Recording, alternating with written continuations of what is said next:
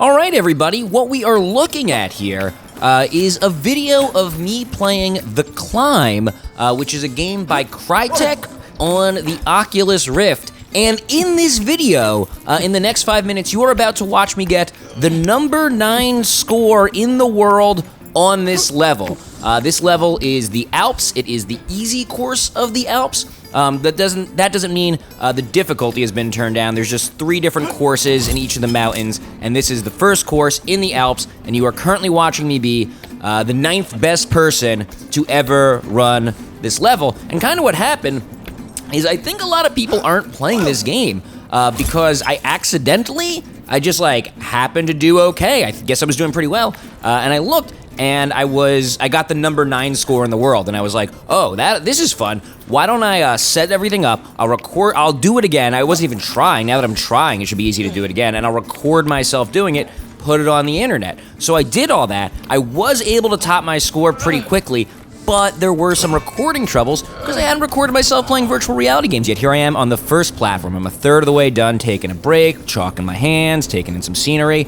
So anyway, I accidentally get number 9 once. I'm able to do it again pretty quickly. Then there's some recording trouble. That third time, it took a while, which is why I look like I'm not having any fun at all, despite the fact I'm playing this wondrous virtual reality mountain climbing simulator. It's kind of a shame that more people aren't playing this game, because I actually think it's one of the first really great games for virtual reality that isn't just like Mario, but in virtual reality, or it's Space Invaders, except now it's in virtual reality.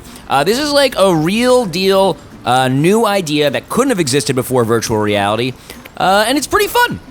Let me quickly explain what I'm actually doing when I'm playing this game. The main controller for this game and a lot of virtual reality games is actually your neck.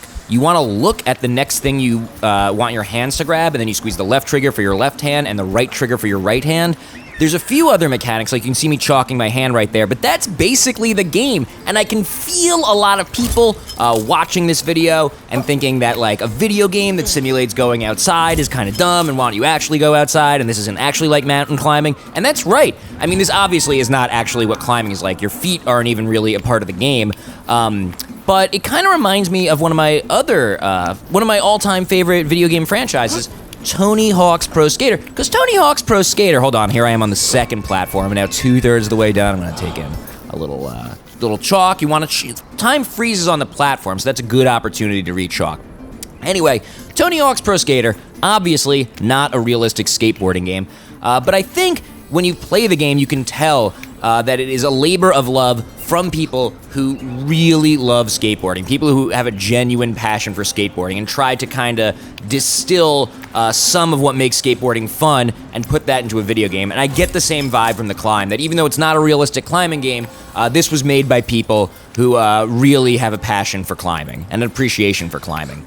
All right, I am almost at the top of the mountain, which means it's probably time to address that shirt I'm wearing. Basically what happened is when I first set this record, I was wearing pajamas, as I often am to do when I'm playing video games, and I realized, because I was recording it, I should probably change. But then when I got to the closet, hold on, we'll leave it at a cliffhanger where I'm at the closet, because this is a neat part we're getting to. This is probably the coolest part of the level. There's the zip line. I'm going to take the opportunity on the zip line while the zip line is moving me to re-chalk my hands so I don't have to slow down and do it later when I'm climbing the mountain.